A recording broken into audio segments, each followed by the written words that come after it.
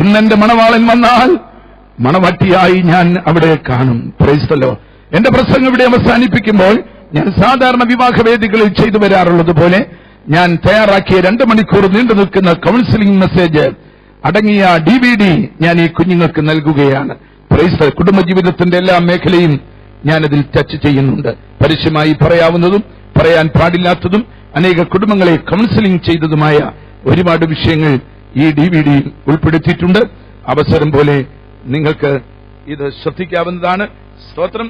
Praise the Lord. മോനെ Lenin, മോളെ അനു, സ്തോത്രം. ഈ DVD ഞാൻ നിങ്ങൾക്ക് നൽകട്ടെ. ഒരു നിമിഷം എഴുന്നേറ്റ് നാട്ടെ. ആകാശത്തിലെ വിശിഷ്ട വസ്തുവായ മഞ്ഞുകൊണ്ടും താഴെക്കിടക്കും അഗാധ ജലം കൊണ്ടും സൂര്യനാൽ ഉളവാകും വിശേഷ ഫലങ്ങൾ കൊണ്ടും പ്രതിമാസിക ചന്ദ്രനാൽ ഉളവാകും വിശിഷ്ട വസ്തുക്കൾ കൊണ്ടും ശാശ്വത ശൈലങ്ങളുടെ ശ്രേഷ്ഠ സാധനങ്ങൾ കൊണ്ടും പുരാതന പർവ്വതങ്ങളുടെ വിശിഷ്ട ഫലങ്ങൾ കൊണ്ടും ഭൂമിയിലെ സകലവും നന്മകളാലും ആത്മീക ഭൗതിക ശാരീരിക സ്വർഗീയ അനുഗ്രഹത്താലും മക്കളെ ദൈവം നിങ്ങളെ അനുഗ്രഹിക്കട്ടെ. സന്താനലാഭമുള്ളവരായി നിങ്ങൾ പെരുകട്ടെ. കർത്താവിന്റെ വരവരെ നിങ്ങളും ഞങ്ങളും ഞാനും ഒക്കെ ഭൂമിയിൽ കാണട്ടെ. കർത്താവിന്റെ വരവിന് ശേഷം ഈ ഭൂമിയിൽ നമ്മൾ ആരും കാണരുത്. നമുക്ക് നിത്യതയിൽ അവനോടുകൂടെ കാണണം എന്നുള്ള അനുഗ്രഹ ആശംസ വചനത്തോടുകൂടെ ഈ DVD ഞാൻ എന്റെ മക്കൾക്ക് നൽകുന്നു. എല്ലാവരും കരമടിച്ച് ദൈവത്തെ സ്തുതിച്ചാട്ടെ. ശബ്ദമുയർത്തി. God bless you abundantly. ദൈവം നിങ്ങളെ സഹായിക്കട്ടെ. Praise the Lord. അനുഗ്രഹിക്കപ്പെട്ട വാക്കുകൾക്കായി കർത്താവിനെ സ്തുതിക്കുന്നു. ദയവായിരുന്നാട്ടെ. തുടർന്ന് വിവാഹ ശുശ്രൂഷയുടെ ഏറ്റവും പ്രാധാന്യമുള്ള ആശീർവാദ ശുശ്രൂഷയിലേക്ക് നാം പ്രവേശിക്കുവാൻ പോകുകയാണ്. ആ ശുശ്രൂഷയുടെ അനുഗ്രഹത്തിനായിട്ട് കർത്താവിന്റെ ദാസൻ വാളകം IPC സഭയുടെ പാസ്റ്റർ ജോൺസൺ നെയ്നാൻ ഇപ്പോൾ മുൻപോട്ട് വന്ന് പ്രാർത്ഥിക്കും.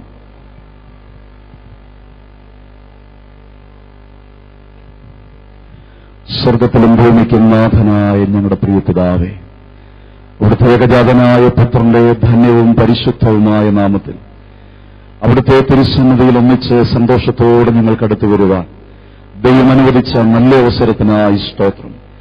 മനുഷ്യൻ ഏകനായിരിക്കുന്നെന്നല്ല, ഞാനവന് തക്ക തുണയുണ്ടാക്കി കൊടുക്കുമെന്ന് ആദിയിൽ അരുളി ചെയ്ത് സർവശക്തനായ കർത്താവേ, ഇന്ന് പകലിൽ കർത്താവിന്റെ സാന്നിധ്യം ഞങ്ങൾക്ക് ഈ പ്രത്യേക ശുശ്രൂഷയിൽ അനുഭവിച്ചറിയുവാൻ കൃപ നൽകിയതെന്നാൽ അങ്ങ് ഞങ്ങൾ വാഴ്ത്തുന്നു. ഡോക്ടർ ലെനിനെ അവിടുത്തെ കരങ്ങളിൽ ഏൽപ്പിക്കുന്നു. ഡോക്ടർ അനുവിന് വേണ്ടി ഞങ്ങൾ പ്രാർത്ഥിക്കുന്നു. ഇരു കുടുംബങ്ങളിൽ ജനിച്ച് വളർത്തപ്പെട്ട തന്റെ മക്കളെ ഇന്ന് പകലിൽ ഒന്നാക്കുവാൻ സ്വർഗം പ്രസാദിച്ചതിനാൽ ഞങ്ങൾ അവിടുത്തെ മഹത്വപ്പെടുത്തുന്ന കർത്താവേ, ഉയരത്തിലെ സകലവിധമാകുന്ന അനുഗ്രഹങ്ങളാലും ഈ ഭൂമിയിലെ എല്ലാവിധമാകുന്ന നന്മകളാലും തന്റെ മക്കളെ നിറച്ച് അനുഗ്രഹിക്കണമേ. അവിടുത്തെ ദാസന്മാരിലൂടെ നൽകിയ വിലപ്പെട്ട ആത്മീക സന്ദേശങ്ങൾക്കായി ഞങ്ങൾ അവിടുത്തെ വാഴ്ത്തുന്നു കർത്താവേ. പ്രധാന ശുശ്രൂഷ നിർവഹിക്കുന്ന അവിടുത്തെ വിലപ്പെട്ട ദാസനായി സ്തോത്രം. അവിടുത്തെ ആത്മാവിന്റെ നിറവോടും ശക്തിയോടും കൂടെ ശുശ്രൂഷിപ്പാൻ തന്റെ ദാസനെ അഭിഷേകം ചെയ്ത് അയച്ച കൃപയ്ക്കായി സ്തോത്രം. ശുശ്രൂഷകളെ എല്ലാം കർത്താവ് ആദരിച്ചാട്ടെ. അങ്ങനെ ചെയ്യുന്ന കൃപയ്ക്കായി സ്തോത്രം. യേശുവിൻ നാമത്തിൽ അപേക്ഷിക്കുന്നു, കേൾക്കുമാറാകണമേ പിതാവേ. ഈ ശുശ്രൂഷയെ ആശീർവദിക്കാൻ ഞാൻ മുൻപ് ഓർപ്പിച്ചതുപോലെ ഇന്ത്യ ദൈവസഭയുടെ സംസ്ഥാന അധ്യക്ഷൻ പാസ്റ്റർ PJ ജെയിംസ് അവർ കടന്നു വന്നിട്ടുണ്ട്. അദ്ദേഹത്തെ ശുശ്രൂഷയ്ക്കായി ക്ഷണിക്കുന്നു. കർത്താവ് നമ്മെ ധാരാളമായി അനുഗ്രഹിക്കുന്നു.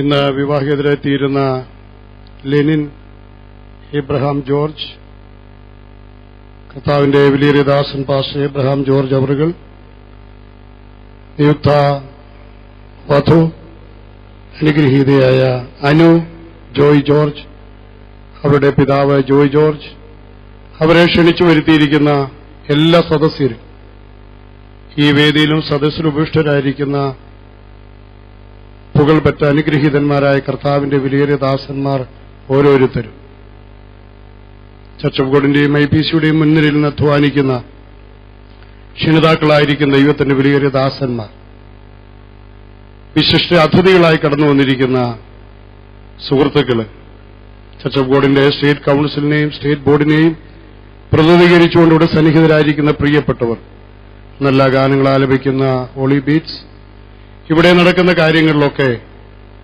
സ്ട്രീം ലൈൻ ചെയ്തുകൊണ്ടിരിക്കുന്ന പ്രിയ സഹോദരങ്ങൾ, എല്ലാ പ്രിയപ്പെട്ടവർക്കും യേശു കർത്താവിന്റെ വലിയൊരു നാമത്തിൽ എന്റെ സ്നേഹവന്ദനത്തെ അറിയിക്കുന്നു.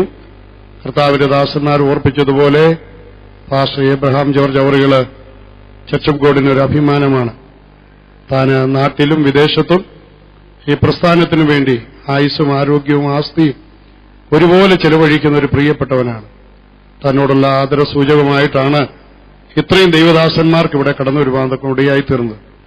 ഞങ്ങളുടെയൊക്കെ ശുശ്രൂഷാ കാലത്ത് നേരിടുന്ന ഔദ്യോഗിക ആവശ്യങ്ങളുടെ നടുവില് കൈ തുറന്ന് മടി കൂടാതെ സഹായിച്ച് സന്ധാരണത്തിനും അതുപോലെ കെട്ടുപണികൾക്കുമൊക്കെ അവർ ചെയ്തിട്ടുള്ള സേവനങ്ങൾ ഒരിക്കലും മറക്കുവാൻ കഴിയുകയില്ല. ആ പ്രിയപ്പെട്ടവരുടെ മകൻ ലെനിൻ ഇന്ന് വിവാഹിതരായിത്തീരുന്നതിൽ ഞങ്ങൾക്ക് വളരെയേറെ സന്തോഷമുണ്ട്. ദൈവഭവനത്തെ അനുഗ്രഹിക്കട്ടെ എന്ന് ദൈവത്തോട് പ്രാർത്ഥിക്കും. വധുവിന്റെ സഭയിലെ ശുശ്രൂഷൻ പാസ്റ്റർ ജോൺസൺ നയനാൻ അവറുകൾ, ഞാൻ വളരെയേറെ സ്നേഹിക്കുന്ന കർത്താവിന്റെ ദാസൻ പാസ്റ്റർ സണ്ണി കുര്യൻ അവറുകൾ, എല്ലാവരെയും ഓർത്ത കർത്താവിനെ സ്തുതിക്കുന്നു. ബഹുമാനപ്പെട്ട ദൈവദാസൻ ഓർപ്പിച്ചതുപോലെ എന്റെ ചുവട് എനിക്ക് മറക്കുവാനൊക്കത്തില്ല. വാളകം ദേശം എന്റെ ആത്മീക പൈതൃകത്തിന്റെ ഈറ്റില്ലമാണ്. അവിടെ വളരെ വിശ്വസ്തയോടെ ദൈവത്തെ സ്നേഹിക്കുന്ന ദൈവ മക്കളോടൊപ്പം ഇന്ന് ഈ ശുശ്രൂഷയിൽ പങ്കെടുക്കുന്നതിൽ വലിയ സന്തോഷമുണ്ട്. അവരെല്ലാം ദൈവം അനുഗ്രഹിക്കട്ടെ എന്ന് ദൈവത്തോട് പ്രാർത്ഥിക്കുന്നു. മുഖവുര കുറയ്ക്കേണ്ടത് ഇന്നത്തെ ശുശ്രൂഷയ്ക്ക് വളരെ അത്യാവശ്യമാകൊണ്ട് ഞാൻ എന്റെ വാക്കുകളെ പരിമിതപ്പെടുത്തട്ടെ.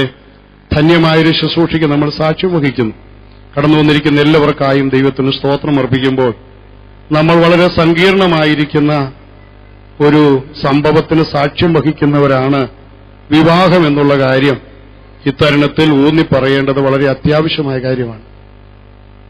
ഇന്നേക്കൊരു 3 നൂറ്റാണ്ട് മുമ്പ് ജീവിച്ചിരുന്ന ബെഞ്ചമിൻ ഫ്രാങ്ക്ലിൻ എന്ന് പറയുന്ന വ്യക്തി, അദ്ദേഹം ഇങ്ങനെ എഴുതി വന്നപ്പോൾ, പല കാര്യങ്ങളെക്കുറിച്ച് എഴുതിയൊരു പണ്ഡിതനാണ് അദ്ദേഹം. താൻ ഇങ്ങനെ എഴുതി വന്നപ്പോൾ വിവാഹ കാര്യത്തെക്കുറിച്ച് എഴുതിയപ്പോൾ താൻ ഇങ്ങനെ എഴുതുവാനിടയായി തീർന്നു. കല്യാണം കഴിക്കാനുള്ള ചിന്ത തുടങ്ങുമ്പോൾ തൊട്ട് എന്ന് വെച്ചു കഴിഞ്ഞാൽ ടീനേജിലേക്ക് കാലടി വയ്ക്കുമ്പോൾ തൊട്ട് ഒരു 10 വർഷമെങ്കിലും ദിവസവും ഇടപെടാതെ പ്രാർത്ഥിക്കേണ്ട ഒരു വിഷയമാണ് ജീവിതത്തിൽ ദൈവം ലഭിക്കുന്ന പങ്കാളി എന്ന് പറയുന്നത്. അങ്ങനെ 10 വർഷം പ്രാർത്ഥിച്ചൊരു സ്ത്രീയെ, ഒരു പെൺകുട്ടിയെ വിവാഹം കഴിച്ചാല് ഒത്തിരി ഒന്നും പ്രാർത്ഥിച്ചില്ലേലും അതിന്റെ കൂടെ കഴിഞ്ഞുകൂടാമെന്നാണ് അദ്ദേഹം പറഞ്ഞത്. എന്നാൽ പ്രാർത്ഥിക്കാതെ എടുത്തിയാടി ആവേശം പൂണ്ട് എവിടെയെങ്കിലുമൊക്കെ കണ്ട് തല്ലിക്കൂട്ടി ഒപ്പിച്ച് ഒരു കല്യാണം കഴിച്ചാൽ, അല്ലെങ്കിൽ 1 തെസ്സലോനിക്കർ 4 അധ്യായത്തിന് 3-ാമത്തെ വാക്യത്തിൽ പറഞ്ഞിരിക്കുന്നത് പോലെ ദൈവത്തിന്റെ ഇഷ്ടമോ നമ്മുടെ ശുദ്ധീകരണം തന്നെ നിങ്ങൾ ദുർനടപ്പ് വിട്ടൊഴിഞ്ഞ് ജാതികളെ പോലെ കാമവികാരത്തിലല്ല വിശുദ്ധീകരണത്തിലും മാനത്തിലും താന്റെ ഭാര്യയെ നേടിക്കൊള്ളട്ടെ. അങ്ങനെ ചെയ്തില്ലെങ്കിൽ ശരിക്ക് പ്രാർത്ഥിക്കാതെ അതിന്റെ കൂടെ കഴിഞ്ഞുകൂടാൻ ഒക്കത്തില്ലെന്നാണ് അദ്ദേഹം പറഞ്ഞത്.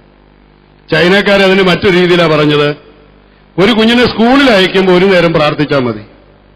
അവന് ജോലി കിട്ടിക്കഴിയുമ്പോൾ 2 നേരവും പ്രാർത്ഥിച്ചാൽ മതി. അവൻ കല്യാണം കഴിക്കുകയാണെങ്കിൽ 3 നേരവും പ്രാർത്ഥിച്ചാലേ ഒക്കത്തുള്ളൂ. ദൈവത്തിന് സ്തോത്രം. അപ്പൊ അതുകൊണ്ട് എനിക്ക് വാത്സല്യ മാതാപിതാക്കളോട് ഓർപ്പിക്കാനുള്ളത്, ഇതിൽ സമ്മേളിക്കുന്ന എല്ലാവരോടും ഓർപ്പിക്കാനുള്ളത്, വിവാഹം എന്ന് പറയുന്നത് കളിയല്ല, ഗൗരവമുള്ളൊരു കാര്യമാണ്. വളരെ സങ്കീർണമായ നിലയിലേക്ക് വിഷയങ്ങളൊക്കെ മാറിക്കൊണ്ടിരിക്കുന്ന ഒരു കാലഘട്ടത്തിലാണ് നമ്മൾ ജീവിക്കുന്നത്. അതുകൊണ്ട് നാം വളരെ ഗൗരവമായി ഇതിനെ കാണേണ്ടത് വളരെ അത്യാവശ്യമാണ്. ഇന്നത്തെ ലോകം വളരെയേറെ പുരോഗമിച്ചു. സാക്ഷരതാ കേരളം എല്ലാം കൊണ്ടും നല്ലൊരു രാജ്യമാണ് നമ്മുടെ കേരളം, കൊച്ചു കേരളം. എന്നാൽ ഒരു കാര്യം ഓർക്കണം പ്രിയമുള്ളവരെ, ലോകത്തിൽ ഇന്ന് എന്ത് നടന്നാലും കേരളത്തിൽ അന്ന് തന്നെ അറിയാൻ കഴിയുന്നൊരു സംവിധാനമാണ് ഇവിടെയുള്ളത്.